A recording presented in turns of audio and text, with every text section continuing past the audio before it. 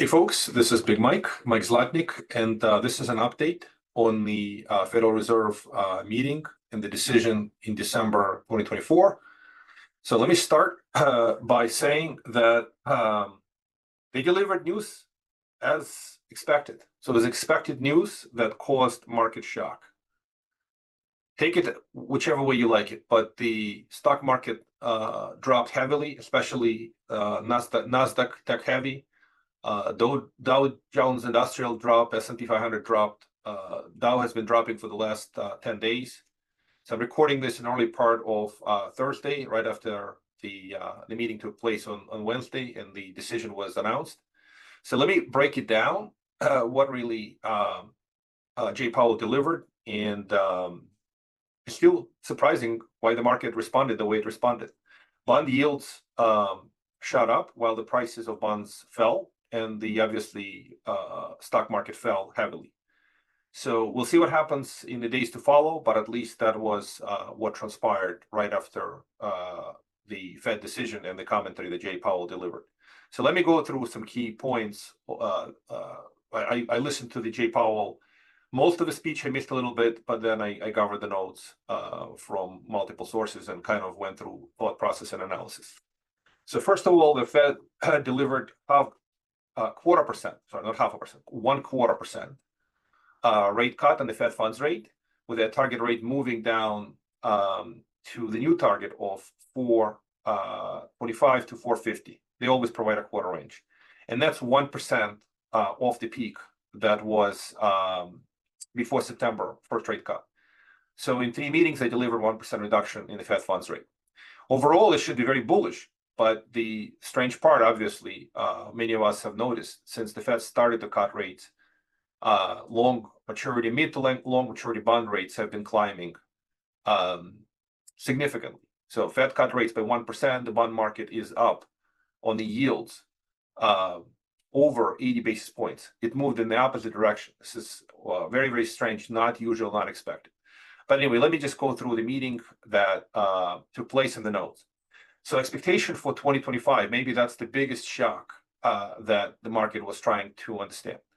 So previously in September, they communicated 4 rate cuts in 2025. Today, the expectation has been reset to about half of that. 2 rate cuts is the average estimate right now. There were different Fed OFMC, Federal Open Market Committee participants' projections for next year, and they range between 1 to 4 cuts, somewhere with an average, let's call it two cuts next year. So obviously that is a significant reduction in the projected cuts, and the market is obviously very nervous about that or unhappy about that. So Jay Powell made it very clear that they are moving forward much more carefully. The path is uncertain. And the reason he says this is obviously this new administration, new policies, and the Fed will be forced to respond to these policies. Specifically, he commented on the big risk item that could cause inflation to restart or reaccelerate, tariffs. So obviously, Trump has made significant campaign promises to implement tariffs. And with Jay Powell made it very clear that he doesn't know what exactly the moves will be with what countries, what will be the counter moves, counter tariffs, and what's the impact on actual prices and ultimately inflation. So all these things are unknown, and that's why he's setting a more cautious tone that they will have to wait and see what policies are implemented and what is the impact of these policies on the inflation rate that we're going to see. This is logical. In essence, this was expected, but also somehow the market perceived this as a shocking news. So just very important commenting. Jay Powell also acknowledged that their work has been successful. They've been working. So we have seen a cooling of the inflation and cooling of the labor market, exactly what they wanted to see through their rate cuts. So labor market hiring rate is too low for what the Fed would like to see. But at the same time, no heavy layoffs. So overall, unemployment rate is somewhat better than they anticipated. In other words, they just a reset an expectation on the unemployment rate. The original projection was to finish 2024 with an unemployment rate of 4.4%. the new target for the end of 2024 unemployment rate to be at 4.2%. So better employment, fuller employment.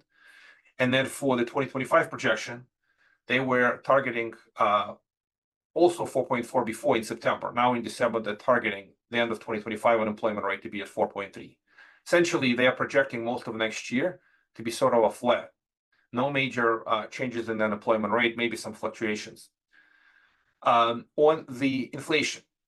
So inflation has been certainly cooling down, and they claim a victory on the inflation in essence, that they've been able to get to the mid-twos on the inflation rate without heavy unemployment and without a recession. So to them, it's a significant accomplishment, and maybe that's what people used to call soft landing. But the bottom line is things are still moving in the right direction.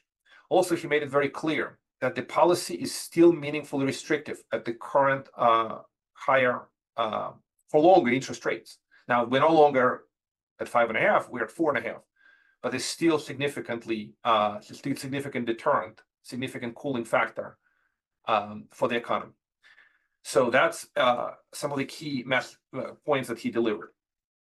Now, he also made a comment that most of the consumers are feeling higher prices, not necessarily high inflation today. What that means is inflation was higher in the past, but they've cooled down the inflation. Remember, inflation rate is a rate of change in prices.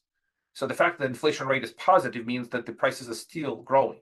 And the Fed target of 2% simply means that the growth of prices will be at 2% per year on average. But the inflation was hot and heavy during the peak of COVID and massive government stimulus, and that caused the prices to go up then. But now the prices haven't come down. So the consumers are feeling higher prices, but not necessarily high inflation today. That was a key point. And also on the wages front, he made the point that the wages need time to catch up with high inflation. Even though people are working, even though wages are going up, but it takes time for the wages to catch up with that fast inflation. He moved the target for inflation to 2% target. They're still sticking with it. They still want to get to 2%, but they're no longer trying to get to it in 26. They moved the target to 2027. What does that mean? It means that they're willing to be a little more patient. They're willing to give it more time for the inflation to keep moving down towards their target. There was a question about what is the new, what the future neutral rate. He gave a long speech about the neutral rate and how long-term neutral rate is not exactly what they are looking for.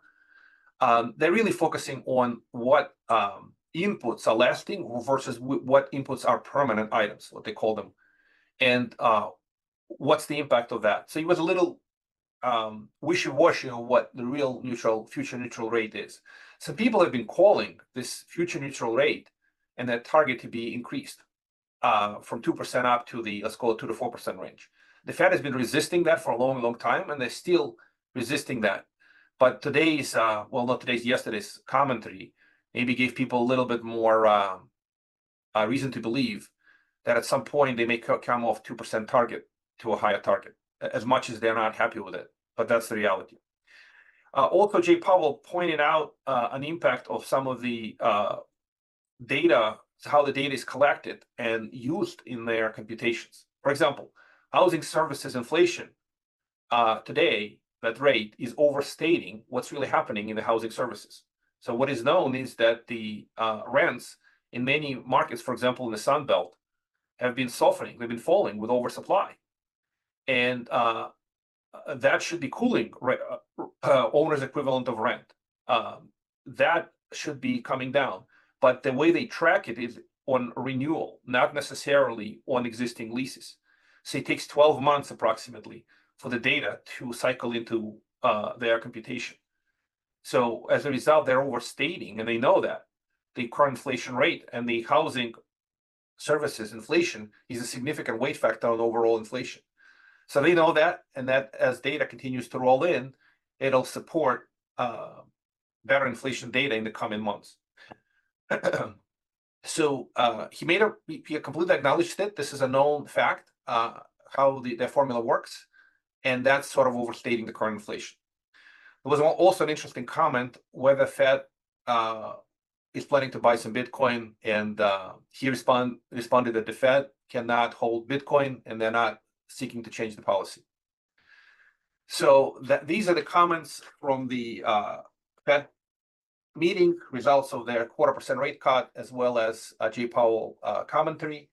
I hope this is helpful. Obviously, the future will show where we go from here, but the markets obviously have been in a little bit of a shocked state.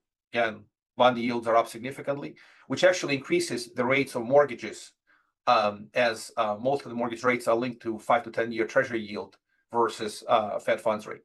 But one way to explain how Fed fund rate cuts impact overall bond prices in theory, and again, this is a theoretical discussion and things that seem to be working in the opposite direction. When Fed cuts Fed funds rate, typically banks adjust very quickly and they pay less on savings and money market accounts.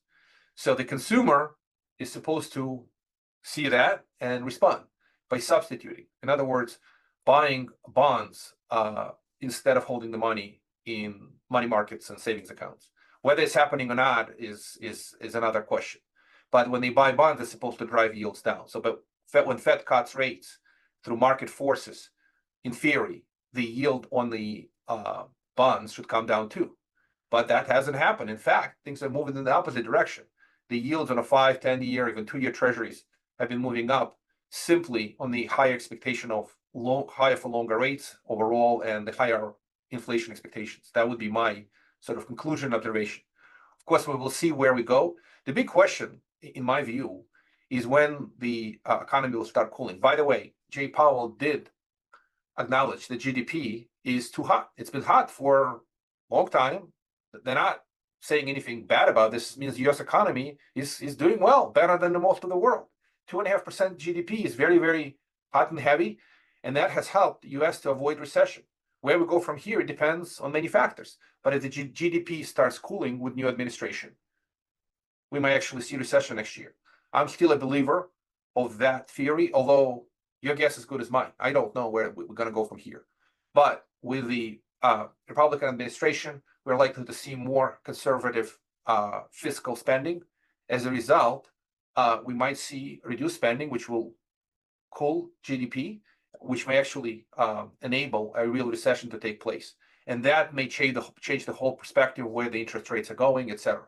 But until that happens, everyone is just sort of feeling the effect of high inflation and very cautious Fed. And that's why the market responded in a very nervous way in both stock prices and bond prices and higher bond yields. That's the summary. Whether it's good news or bad news, it's news, right? So I'll try to deliver this to give you a little bit of perspective. If you're not a Fed scholar, you're not following, not watching this Fed Chair Jay Powell speech, I hope my interpretation is helpful. Appreciate your time and attention. Wishing you and your family a wonderful holiday season. Thank you so much.